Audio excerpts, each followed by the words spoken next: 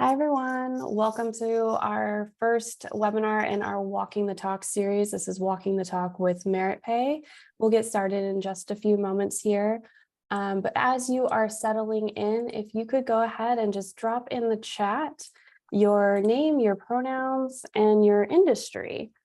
My name is Dane. I am the marketing associate here at Agility. My pronouns are she, her, and I will be kind of your webinar support just in the background. So if there's any technical issues that you run into, please feel free to go ahead and message me and I will help you with that.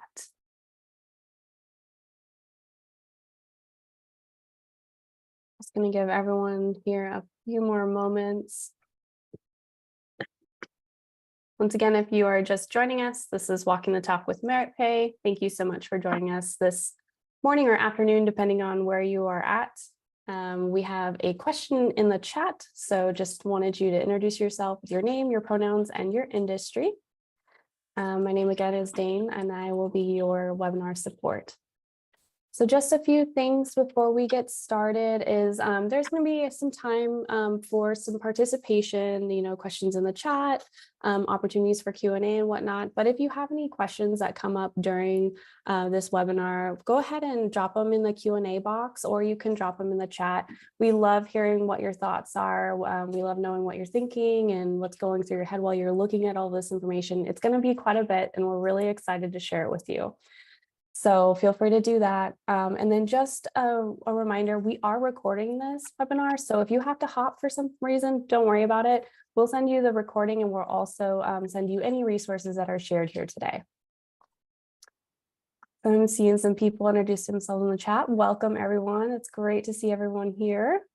I'm just going to give people just another moment, and then we'll get started. All right, it looks like we've got a mix of nonprofits, library, fantastic. Don't be shy, y'all.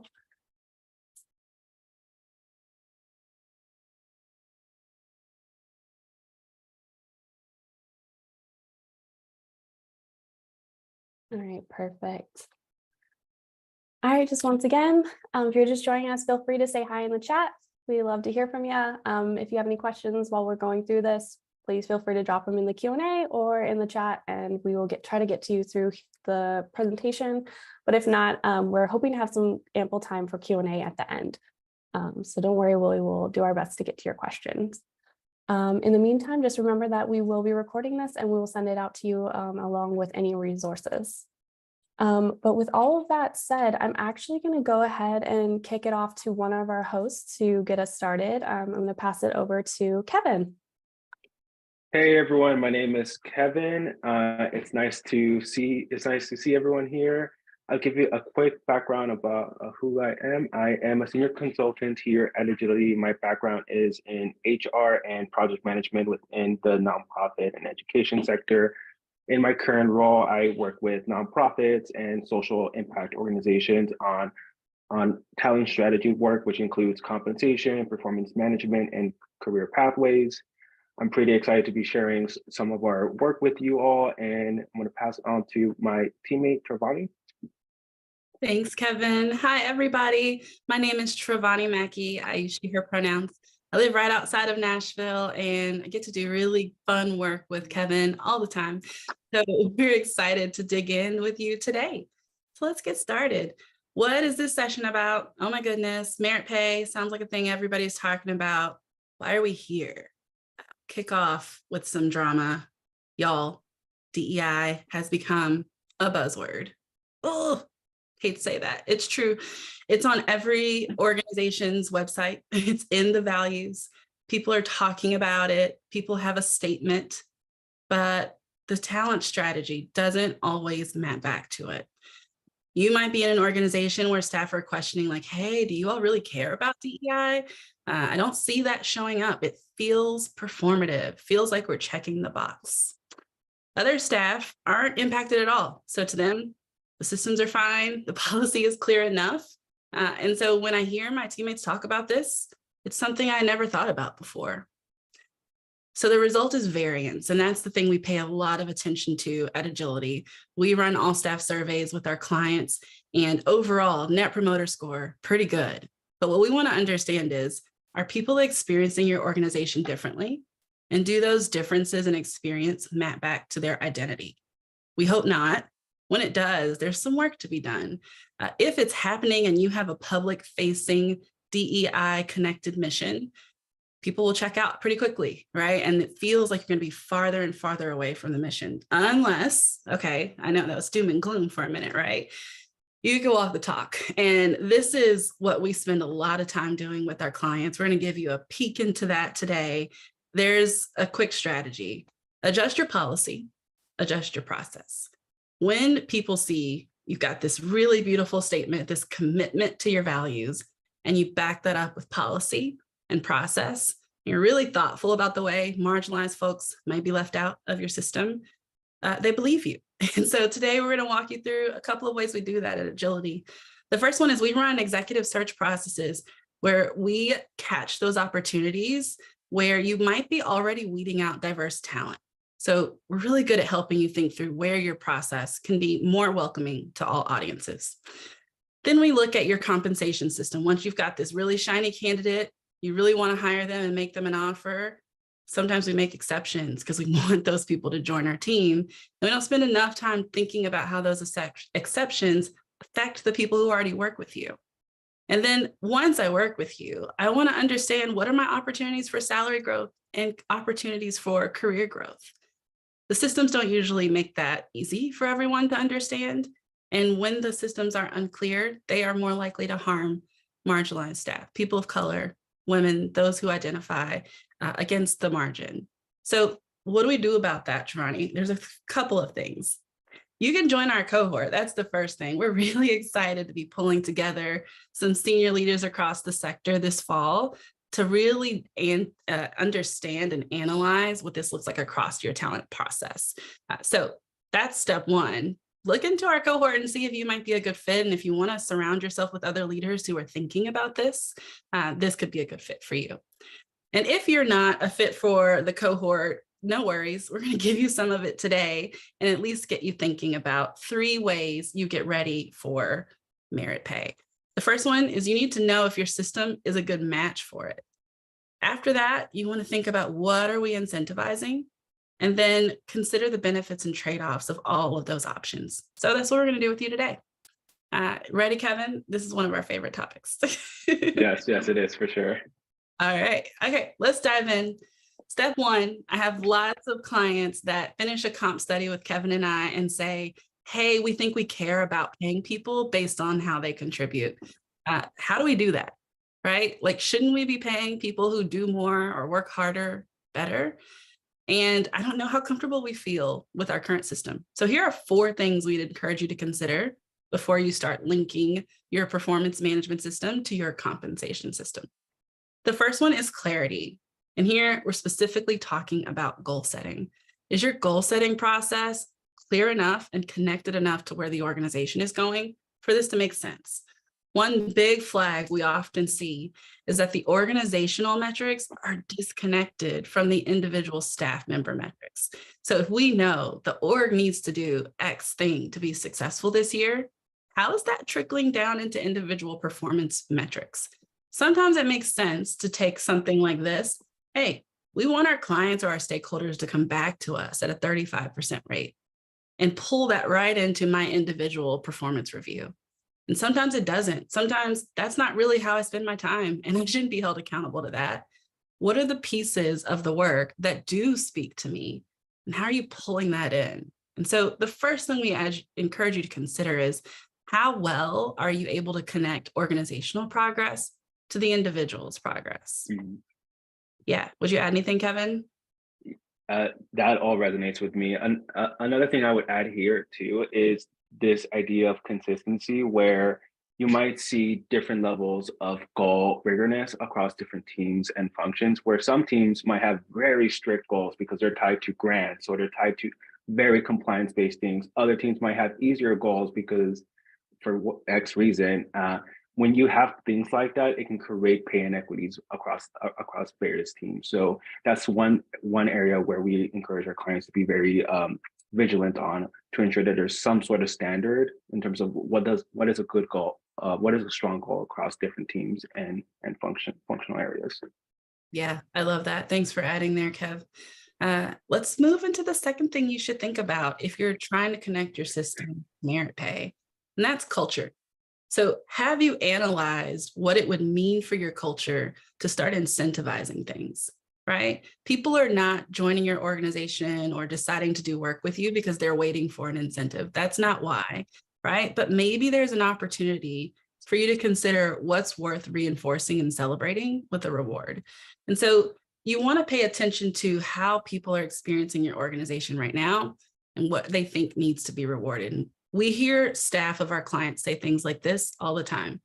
We need to do a better job holding individuals accountable.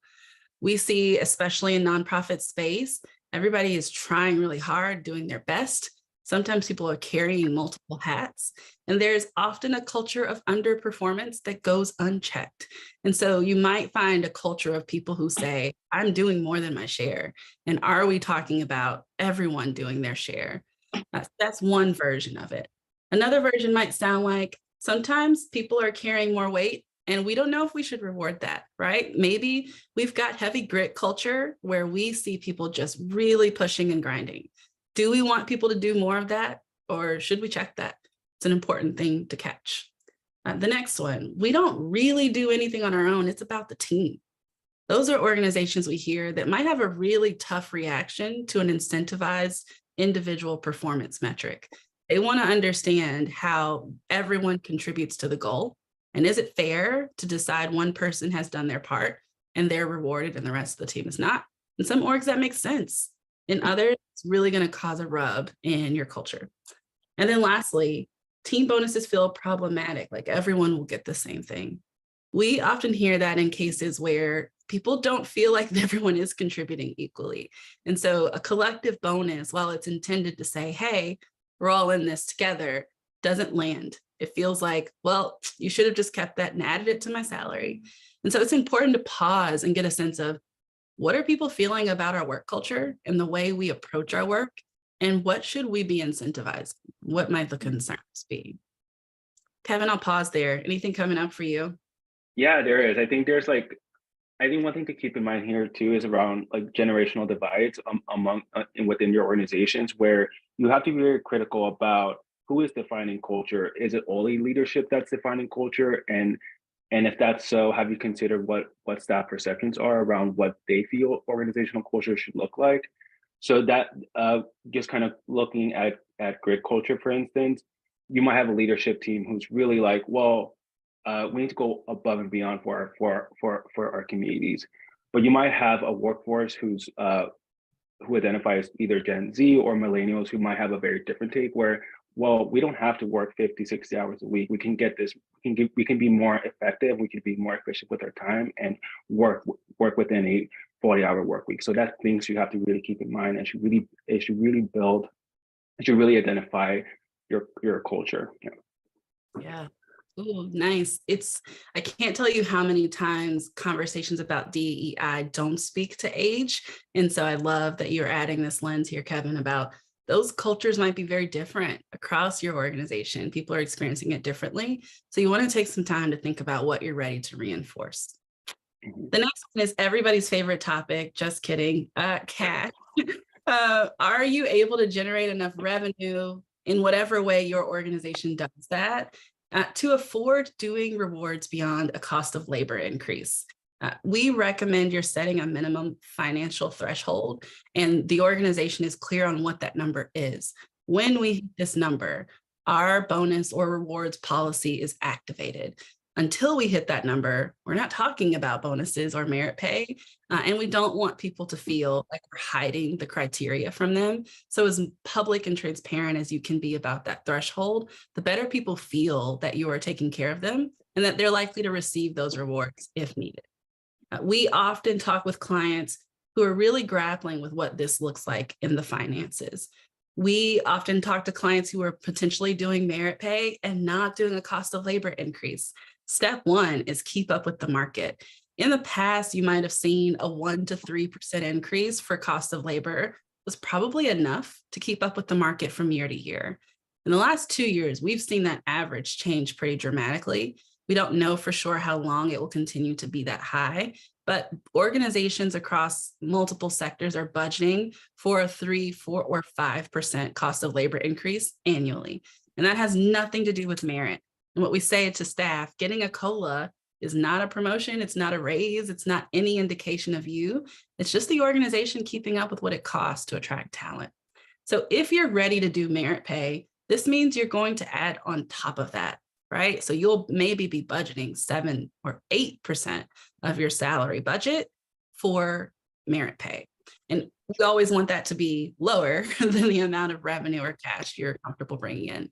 So we see a lot of organizations who get into this place and they talk about merit pay because it's who they want to incentivize, but they haven't considered whether or not your budget can do it. And it really hurts to see that thing come and go. So you want to be thoughtful about where your revenue is. Anything you'd add there, Kev? Yeah, I think this is very related to staffing structure. Where do you have the right staff to generate revenue? Like, so if you're a nonprofit, do you have enough development fundraising folks to really identify grants and find opportunities where you're able to have enough funding for merit pay and to pay your staff? Yeah. So that's like other things as well. It's a great call out. Love that. Okay, last thing. Hope some of you might be listening and saying, hey, we actually are in a good position on all of these. Let's talk about the last one. It's the hardest. Okay, get ready. It's okay. I'll work through it with you. Are you comfortable acknowledging the white dominant culture traits across our sector, across your organization? Because if you don't, you might be expanding wage gaps by creating opportunity gaps. So let's talk about what that means.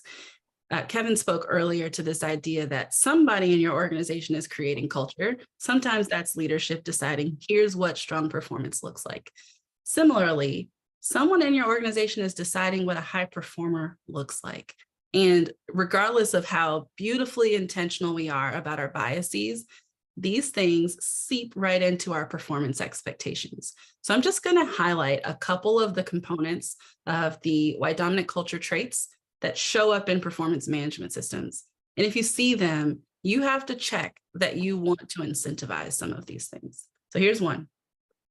Sense of urgency. Is that what you were thinking? Yes, probably. It's the number one. We see lots of orgs feel great about people who are responsive, people who get things done quickly, people who make sure there's a follow-up happening before you even realize you needed a follow-up. We incentivize that. We also incentivize the way Kevin spoke to earlier, like we're not slowing down, right? Like, do we have the staffing structure that allows us to go fast? And so when we see people really buy into this and commit to this, they're high performers. Here's a couple more. Getting a lot done matters more than getting the right things done. Some people are more qualified and more capable to make decisions and decide who is valuable. Some people's feedback is dismissed from the process. Some managers give really high marks to people who do things the way they do them. That's good sometimes. Sometimes it's not. Progress means bigger, more. The more you do, the more valuable you are. We see this a lot because there's so much work to do for your missions and people care so deeply about it. And we want to take care of our team. Lastly, everyone's favorite, perfectionism. If you haven't mastered everything, I can't reward you. I can't acknowledge you. There's still something else you should be doing. You should always be learning and growing. Deciding you've mastered something means you're not humble. You don't realize there's still more to learn. These are some of the messages that are steeped into our performance management frameworks. And it reinforces that this is how we want people to operate in order to be rewarded. And so we encourage all of our clients to pause and check that their performance management systems aren't encouraging aspects that they don't want to be the norm in their culture. I know Kevin and I have talked immensely about this. Kevin, what's coming up for you here? Yeah, I think it's very key here to call out that typically in nonprofits, they've defined strong performance as someone who is like perfect, someone who is able to make more progress, and that can get in the way of the more relational aspects of the work, where you have someone who is a strong performer because they're meeting metrics or exceeding them, but they're actually detrimental to team culture, and they're leading like BIPOC staff to leave the organization. So that is something that you want to really consider is like, who is your model employee in your organizations, and like, how is that person contributing to culture, and how is that person demonstrating things beyond beyond meeting metrics or exceeding them. Yeah, absolutely. Okay, we're going to pause and ask you all to engage with us just a little bit before we move on to our next objective. Get your fingers ready to share in the chat, and we also welcome you to raise your hand and come off mute. But we're curious, as you're thinking about your organization's readiness for merit pay, where do you feel like, yeah, we're in a good place with this? We've talked enough about this where we're ready to move forward. Or do you have a low light where you're thinking, I think this might be concerning, and I don't know if we spend enough time thinking about the roadblocks we're going to hit. And so I'd pause us. Would love to hear what's coming up for you all.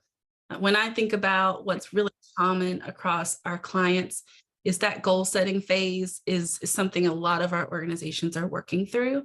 They're really trying to understand if the organization is high performing, staff are too. If staff are high performing, the organization should be too. And is that link clear? How do we use our strategic planning process to make sure everyone feels good about that? Thanks for jumping in the chat. Thanks, Kimmy. Thanks, Gersh. Yeah, that intentionality is super powerful, Morgan. Thank you. Beautiful. Looking forward to seeing a few more of those come in, and we will keep it moving. And also, if you have questions at this time, feel free to drop those in the Q&A. In the chat, we'll monitor that. But I think I said all that to say this is hard, right? This is hard. It's not simple. When we finish a compensation study, a lot of our clients end up saying to staff, hey, we care about rewarding you for your contributions. We don't know what that looks like yet. We're going to take the next year to analyze these 4 things and build a system that's not going to create more harm. And usually we hear staff say, thank you, right? Get it right. Don't just start evaluating how I'm doing and not clarify the bar. Don't start paying people for their contributions and not talk to us about how it's going to impact culture. So your organization wants you to take some time to get it right. Don't take all day. Set a timeline for it. But we never have had a client leave the end of our comp study where staff are expecting them to go faster and make some mistakes. So love that. Thanks, Pam, for weighing in. Want to shift us to our second and third objectives now, which is, what are we incentivizing, right? And we're going to give you a little bit of a preview to our performance management system at Agility. And as we're talking about a few of the options for how you might incentivize those behaviors, we're going to dig into the benefits and trade-offs. So I'm going to toss to Kevin to talk through the first overview of how this looks for our clients. Yes, thanks, Ronnie. So as we look at these slides, we want to be very clear about that performance management design is highly relevant as you consider what behaviors you want to incentivize and reward. Do you want to reward people based on whether they're meeting or exceeding goals, taking on additional work projects, demonstrating competency, or embodying the organization's core values? So at Agility, we believe that organizations should apply a holistic lens to performance, where you value all 4 of these things equally to each other. However, a lot of traditional performance management systems typically only recognize the first 2, which is goals and tasks. We find that this is not a good practice at times because you want to also incentivize people deepening their level of competency and also really embodying the organization's core values. In the next few slides, we're going to walk through some potential options. We're going to talk about the more traditional approach where you incentivize goal achievement, but we're also going to walk through what it looks like to incentivize tasks, competency, and core values as well. So as we walk through the pros and cons of each of the models, feel free to jot down your questions in the chat box. One thing we want to keep in mind here as well is that this is not the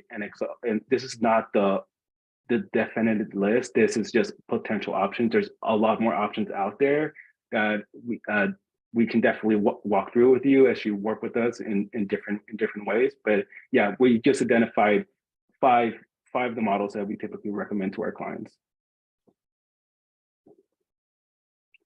So let's start with the first one. This is a traditional approach. So in this model, let's just say that you want to incentivize goal achievement. So we would recommend a commission or bonus program in this structure. So in the example here, you can see that a staff member is eligible for a 50% bonus, contingent on whether they're meeting their goals, and also contingent on whether the organization is hitting its revenue targets, which is a really big thing.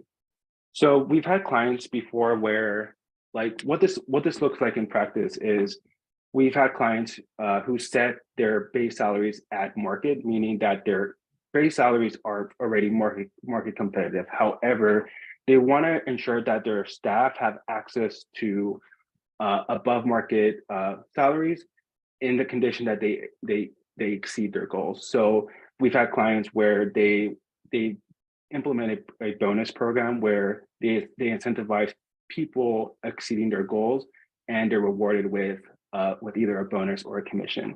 So what are the pros to something like this? This structure allows you to cultivate a goal-oriented culture where you reward staff who are exceeding their metrics. This will likely lead you to retain these top performers who will be incentivized to stay due to their competitive total compensation package. So I also want to walk through some of the trade-offs of having a model like this. You're going to have to manage against pay inequities, which may be resulting from poor goal setting practices. You're going to also have to manage against creating a culture that's competitive. So you might have individual or teams competing against each other, which may create a negative team culture as well. One thing to keep in mind here too is that a focus on short-term goal achievement may divert you from your long-term strategies within your certain communities. So that's another thing to keep in mind here too. I'm going to pause here, Travani, to see if you have additional thoughts here. Yeah, we're getting some really great questions in the chat. There's one I'll go ahead and tackle now because it's really relevant to this slide. Savannah is saying, we currently have merit pay, but we struggle with the goals. We have some roles that are eligible for commissions and bonuses, which are tied to very specific revenue metrics, and some other roles are looser, goal-wise. I think that is spot on, Savannah. We see that all the time.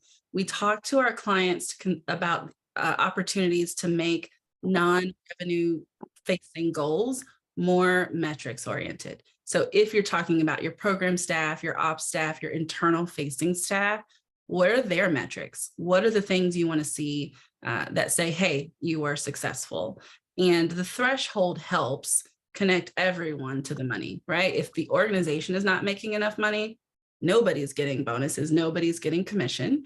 But the perk is that when we hit the threshold, we know our revenue facing staff are going to get their commission, but also staff who are not revenue facing have opportunities to demonstrate success and be rewarded as well. It's about making sure they have a metric. Otherwise, we run into places where a manager might say to a staff member, well, I actually don't think you've exceeded the bar because the bar is not clear. Very rarely can we find a staff member who can't come up with a metric. It's more so that we haven't spent the time finding relevant for their work. And so that's where I focused for that. Another version of that, we've had a client who decided to lower the base pay for commission eligible staff. And when they hit their target, that's when they're receiving their full bonus. It might be slightly higher than what it would look like for the rest of the staff to be paid at that level, but that's the risk that people in those roles are taking. So a lower base pay, higher commission opportunity, low risk, high reward, makes it feel more equitable if the rest of your staff is not eligible for bonuses. And so that's just an example of how some of our clients are looking at incentivizing goals through commission and bonus. Savannah, feel free to chime in if we took that a different direction or if you have a follow-up question. I think we can keep going, tackle a couple of others, and I'll pull some other questions as we go. Okay, we can move on to the task-focused one. So let's say that you want to incentivize and reward staff who take on additional work that extends beyond their scope of work, i.e. their job description. We would recommend you implement a stipend program in this instance. So we've had clients before, specifically, I'm thinking of the charter school client where they wanted to recognize teachers for taking on duties outside the classroom. So what they did was build a stipend program to accomplish that. So they allowed their teachers to receive additional compensation for taking on leadership roles in the campus, coordinating after-school activities, and even leading D&I work in the campus, as you can see in this example, where a staff member would be eligible for a 10% base salary increase for taking on D&I related work. So what are the pros to something like this? So the structure allows you to cultivate a culture of shared leadership where you reward staff who are adding capacity to your organization. One other benefit to this is that you're actually building an internal talent pool where you're allowing staff to stretch beyond their roles and developing skills. So for instance, you might have teachers who take on these D&I related work and they're building that skill set. And if you open a D&I manager or D&I director role in your org, that person might be a candidate down the line. You also really build flexibility for the organization to incentivize specific projects that are currently on staff. So you are able to leverage your current staff to take on projects that you currently do not have someone in place to lead. One major pro to having something like this is that staff are gonna feel respected for taking on additional work and actually getting compensated for it. A lot of our clients have staff get resentful towards leadership where they feel like they're going above and beyond, they're taking on additional work, but they're not seeing changes in their pay. So it's really big when you have a stipend program and you recognize staff who are taking on additional work and getting paid for it. So what are the trade-offs to a stipend program? You're going to have a clear process for managing the stipend program. So you can risk creating pay inequities by really not having a clear process and criteria to determine who is eligible for a stipend or not. You're also going to have to be very clear with staff to really ensure there's a balance between core duties and additional duties. You might create conditions where staff are prioritizing their additional duties at the cost of their core duties. So that's something we're going to have to manage against as well. Travani, anything you want to add here? Yeah, I'm just thinking about clients who've been really clear about the minimum extra capacity needed before a stipend is even a realistic thing, to keep people from feeling like every time I do something else, you should pay me. That's not the culture you want to incentivize. There should be a minimum criteria. So anytime we ask someone to take on a project that requires 15 extra hours of their work across a year, then a stipend makes sense. So we're not saying you should make sure there's a payment for every extra project. We are saying that when you shift someone's responsibilities in a way that's significant, you should be paying them upfront versus waiting to see did they do it well and determine if you're going to reward them after. Love that. All right. I'm watching the chat. I'm going to save some of these for later. I don't see, here's one that's relevant for this. I see, does this apply to senior leadership roles? Often it is expected that a senior leader takes on an additional work without salary adjustments because of where their salary lands within the organization. That's a great question. I think that because the senior leadership job description is org-wide, is oftentimes org-wide facing, it's tough to determine when a task falls out of scope. So that's the thing I would clarify. When is someone doing something that's not really built into the way their role operates?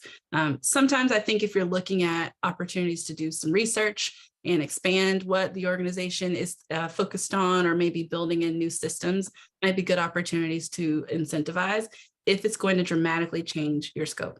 Okay, so again, having some minimum thresholds for how much is extra, right? We don't want you to think every time I ask you to do a new thing that you should be getting a stipend, but we should have some limits to that. And I think the felt experience we hear across staff, including senior leaders, is like, I don't know, I don't want to be taken advantage of. Like, I'm happy to do whatever the organization needs, but there's a threshold where staff start to feel like, well, all these extra tasks just fall to me, and I don't know if I'm ever going to be compensated for it.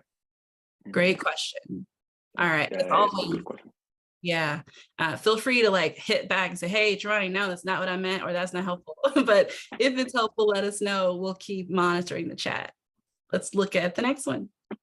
Yeah, so this is one of my favorite approaches. It's a competency-based approach where you reward staff based on whether they're deepening their skills and knowledge in their current role. So what we would recommend here is a competency-based salary growth model where you're either moving them by quartiles or you're designating them as a senior version of their role. So to kind of give you an example of what this would look like in practice, we've had clients where they wanted to recognize role mastery, where within their structure, they build a competency-based assessment where they move staff higher in the range as they demonstrate deeper levels of competency. So in the example here, you might have someone in year one start at the minimum of the range as a manager, and in year two they've demonstrated deeper levels of competency. So you recognize that deeper level of competency and move them to quartile 2, which would be around 74K. There's a different way of doing this too, which is called senior designations, where you might want to make someone a senior manager in this example, and you move them at least at the midpoint of the range or in quartile 4. So what are the pros to having something like this? So the structure allows you to cultivate a culture of subject matter expertise and continuous learning, where you reward staff based on whether they're deepening their levels of competency. You also cultivate a culture of excellence as you develop and retain highly competent staff who bring innovation to your organization, streamline processes, and make your organization more effective given their expertise. So the trade-off that you have to consider as you implement something like this is that you're going to have a strong performance management system that is focused on assessing competency, ensuring people get feedback on competency, and then ensuring that managers are set up to coach their direct reports on competencies as well. Another layer to this is that you might have to have like some form of learning and development or PD funding where staff are able to access resources to deepen their level of competency. And the other thing that you want to consider too is setting realistic expectations with your staff. Staff might want to progress faster in the range, so you're going to have set really realistic expectations with like how quickly can people demonstrate deeper levels of competency, and what's the appropriate cadence to move people in the range. So you may risk losing some of your highly competent staff as they may perceive that they're not moving fast enough, and you might lose them to other organizations that recognize their competency. Yeah, such a beautiful point there, Kevin. I want to add on to it in 2 ways. One, when I think about the typical timeline from one quartile to the next, people want to know what that is, right? In this job, am I likely to move to quartile 2 or 3 within a year? Or do you think it will take 2 or 3 years? What is typical? What should I expect? How do I know I'm on track? If they don't have that, they just assume they should be getting it soon. And so it's easier to set some expectations and manage people towards it than to not set any expectations at all, right? And so how long does it take me to become competent in this job? It's a really good question people want an answer to. And the second thing that comes up for me is how this shows up in the hiring process. And this is why a lot of our clients are thinking about this. Let's say I've got this really fabulous new hire in front of me. We've assessed their experience. They have deep knowledge and skill about the thing we want to hire them to do. And when they come in, we want to pay them towards the top of the band. And so that's all well and good. But imagine they're joining you right alongside someone who's been in your organization for 2 or 3 years. They've also been deepening their competency. They have maybe not received an adjustment for their deepened skills.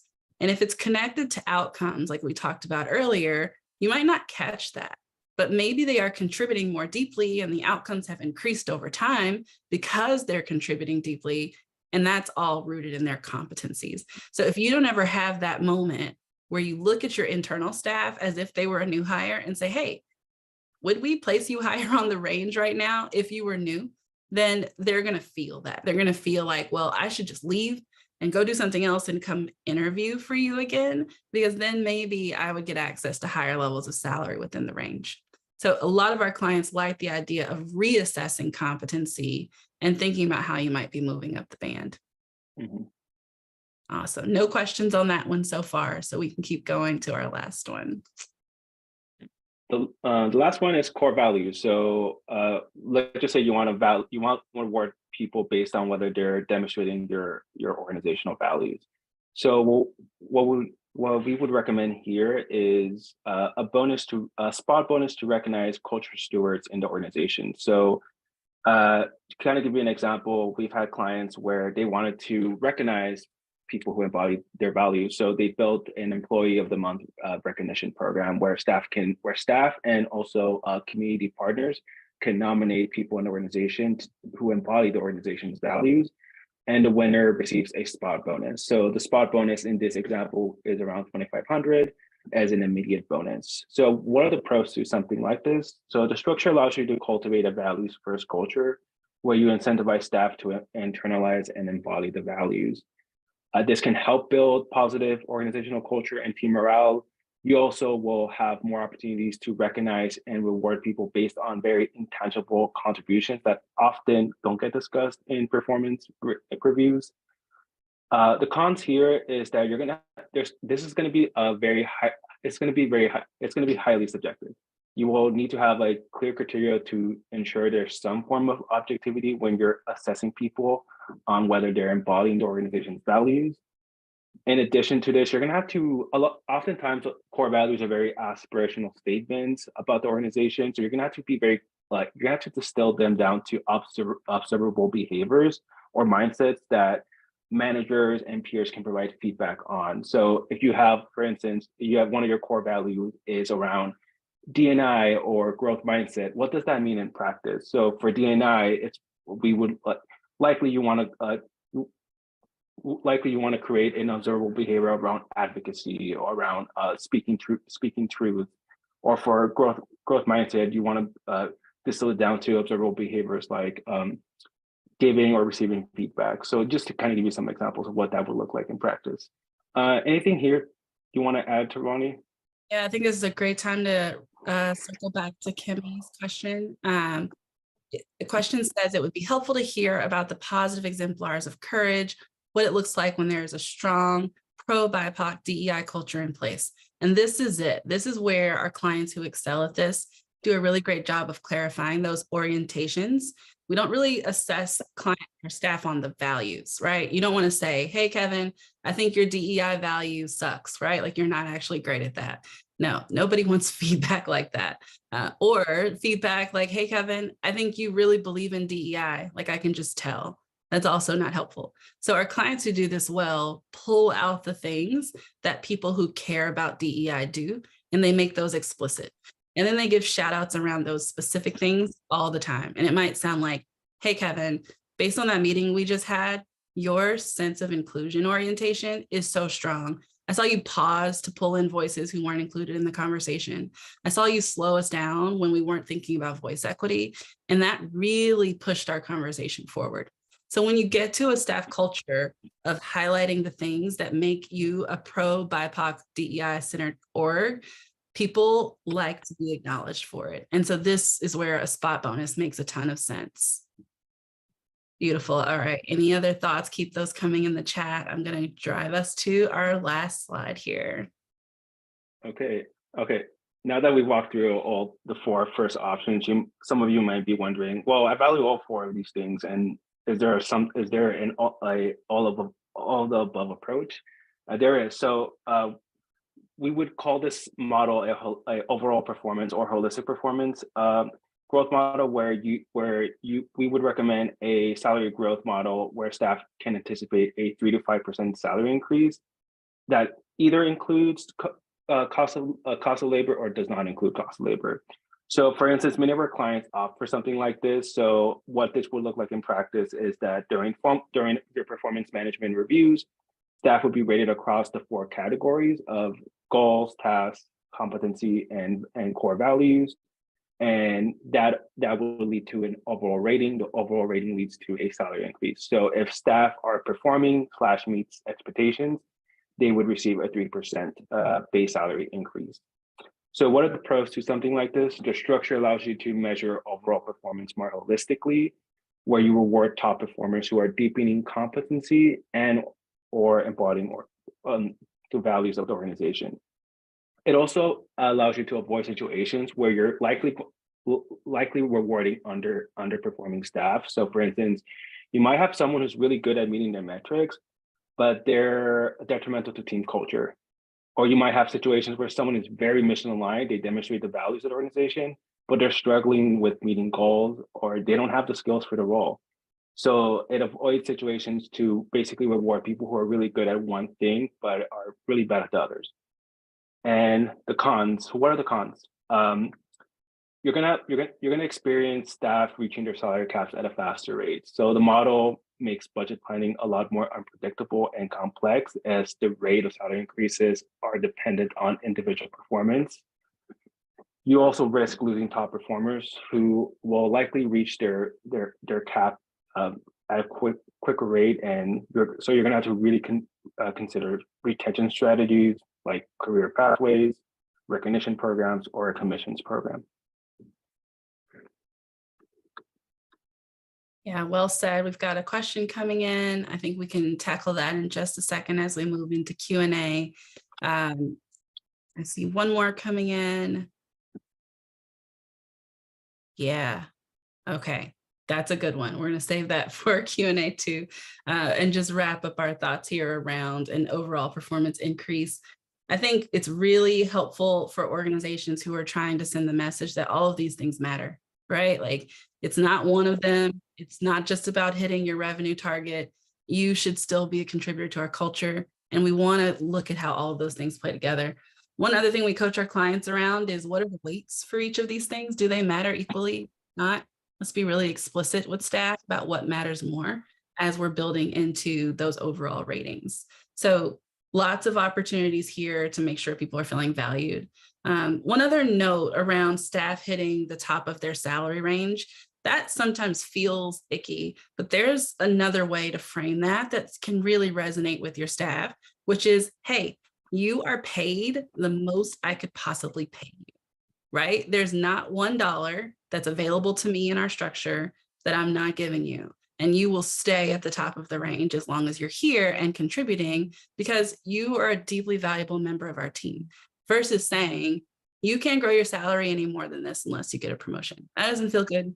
Even if that's true, what you're also saying is you've earned the max that you can earn in this job. And we're really proud of you and really appreciate your contributions.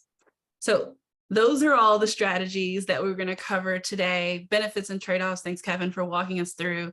Hopefully it's helpful to hear a little bit about how some of our clients are thinking about this. Would love to see in the chat, which of these you value, right? Are you looking at what your organization would like to incentivize?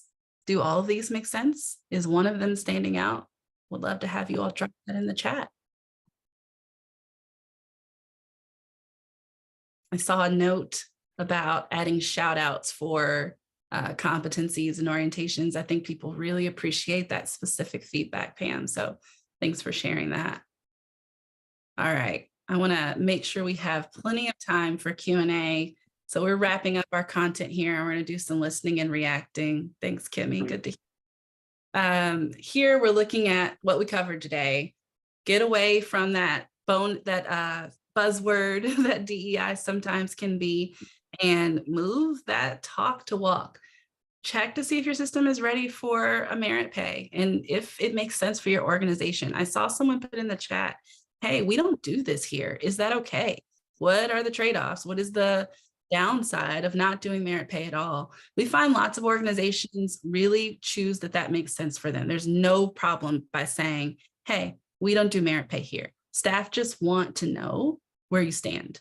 The only thing I'd caution you around if you all don't do merit pay is the exceptions. So I've had clients who one-on-one with their leadership team say, no, we don't do merit pay here. And then in our focus groups, we have staff members say, well, I did get a bonus one time. And so what it resonates to staff as is inconsistency. So if you don't offer it, those small stipends, that one-time wage adjustment, you want to make sure you haven't mixed the messaging and people are perceiving that you do merit pay sometimes for some people in some roles or some departments. And so it's totally fine to say, we don't do merit pay here. What staff want to understand is, well, how do I grow my salary if I'm not growing it through my contributions? Is it with tenure? Is it with the organization adding a new role that I'm a good fit for? What are my options? So that's what I'd recommend for that. I'll toss to Jane to wrap us up here and pull us into some Q&A. Thank you so much, Trevani. And thank you all so much for being here today. Before we just jump into our Q&A section, which we've already gotten some really great questions, please keep those coming. If you could give us your feedback, we would love to hear from you. We like to think of feedback as a gift. So we want to just make sure that this was helpful to you. If there's anything else you'd like to know, let us know. So I'm going to go ahead and drop that link in the chat here for you. And you can also scan that QR code with your phone. So with our last kind of like 9-ish minutes here, we're going to kind of go through the questions that have come up. And, you know, I think Trevani, Kimmy had a great question about wanting to know about positive examples of courage. So what it looks like when there's a strong pro-BIPOC DEI culture in place. Yeah. Thanks for that, Dane. I think the thing that comes up there, I alluded to it quite a little bit, but I should share a little more around your orientations. We help our clients unpack what their orientations incentivize. And so if you're looking to say, hey, pushing and dissenting and disagreeing is a thing we value here in our culture, is it explicitly written in your orientations? Do people get celebrated for pausing and slowing down the group and sharing a dissenting opinion? Or does that feel harmful to be the person who disagrees and pushes back? And so a lot of times, especially when we're talking about culture, people are getting low scores for how they contribute to culture because they disagree a lot. They're skeptical. And actually, that's what inclusive voice looks like. So we make space for people who see things differently. So I have a lot of clients who've done a really good job thinking about, well, what orientations do we want people to do more of? And how does that disrupt typical white dominant culture norms? Kevin, would you add anything there? Sorry, I saw you chime in. I didn't want to put you on the spot. No, I think you answered it. Yeah, I think you answered it Okay, really well. I think good. Awesome. So we had another question come in through our Q&A. Is it more equitable to use fixed dollar amount increases versus percentages, and which would widen pay gaps? Sorry. Yeah, that's a great question. This comes up a lot when we're talking about COLA. We've had some clients who consider doing a fixed rate increase COLA. And unfortunately, that's not quite how the ranges work in most organizations. A percentage makes sense because it's going to grow people at similar rates across the range. We often build salary structures that have wider ranges at the senior leadership level. Staff see that and go, oh, wait a minute, what is that about? And the rationale behind that is people are likely to stay in more senior levels longer. They need a wider range for career growth because they're not getting a promotion. Y'all are not going to create more senior level roles. They're more likely to move into a new role from a junior level role. And so a smaller band is okay. And that percentage increase shows up just fine. People are going to hit it at about the same rate. I think sometimes a stipend sends the message that the work is equally rigorous, and sometimes that's not the case. Sometimes the role is more complex, and the percentage speaks to that you are increasing your impact in the organization is outsized, and the percentage reflects based on your current salary. Great question. Fantastic. We've got another last question. If y'all have any other questions, please feel free to either raise your hand so I can bring you off mute, or drop them in the chat or the Q&A. We do have a few more minutes here, so we're happy to answer your questions. But this next one is pretty interesting, Trevani and Kevin. So the question is, do you recommend first adjusting salaries to close equity pay gaps? And is it ever okay to decrease someone's salary because of an outsized salary? Ooh, Kevin, good question. Yeah. So when I work with my clients, my recommended approach is to first adjust salaries, especially anyone who's not even at who's below minimum of their range or even their target salaries based on the organization's compensation philosophy. that's my priority as a consultant. And then we could address the other situations after. And again, this is more, it's a multi-year process. You're not gonna resolve all your pay gaps within 6 months. It takes a year. It takes at least a year. When to the question around, is it ever okay to decrease someone's salary? Here at Agility, we advocate against that. We recommend that you either adopt a pay freeze approach where you freeze that person's salary at their current rate, and then you increase it via a cost of labor adjustment year to year. Trevani, would you agree, or do you have different approaches in mind? Yeah, I think that resonates.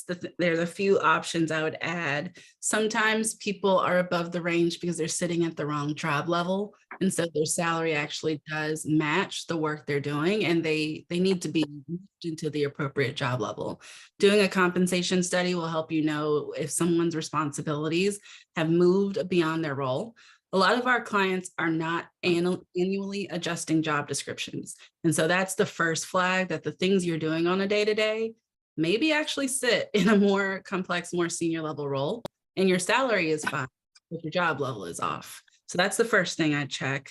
The second thing I would speak to is that some organizations give that leadership team a choice. And here's what that conversation could sound like.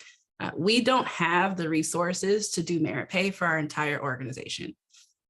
5 of our senior leaders are above the bands. What are our opportunities here to put some money back in the budget so that we can incentivize and reward our team for their hard work? And I have seen organizations do that at the senior leadership level, right? It's an opportunity for you to really lean into your values there and say, there's a cap for a reason. If you have people who are paid above the band, it feels like there's not really a cap. It feels like that's just a thing you put on the website that's kind of arbitrary. And so I'd be careful to have a bunch of examples like that. That said, most of our clients navigate that through attrition, right? When someone leaves that role, that salary phases out and we move back to a more manageable salary over time. So that's one thing I consider. And I have some clients that are paying really good attention to part-time rates. Sometimes we see this creep up where people are working part-time. And so their annual salary sits within the range. But if you were to annualize their part-time salary, they are paid above the band. So pay attention to where you've got part-time staff sitting in the range and make sure that you've analyzed what a full year of pay would look like for them. Beautiful questions. Fantastic. Thank you both so much. In our last couple minutes here, I just wanted to remind everyone that we have two more webinars in this series coming up. So our next one is going to be next Wednesday, the 21st.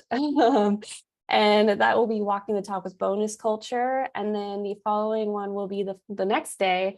And that'll be Walking the Talk with Promotion. So in the follow-up email, which I'll send through any resources that were shared here, as well as the recording, I'll also include information about both of those webinars. So if you want to continue your learning, please join us for both of those.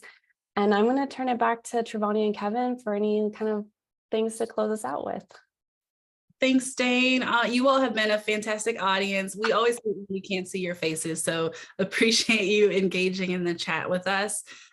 It's really exciting when we find clients like you all who believe in getting this right for their staff. So commend you for showing up today and showing up every day in your orgs. Thanks for being here. Take good care. Thank you all so much. Take good care. Have a wonderful rest of your day. Bye, y'all. Bye, y'all. Bye.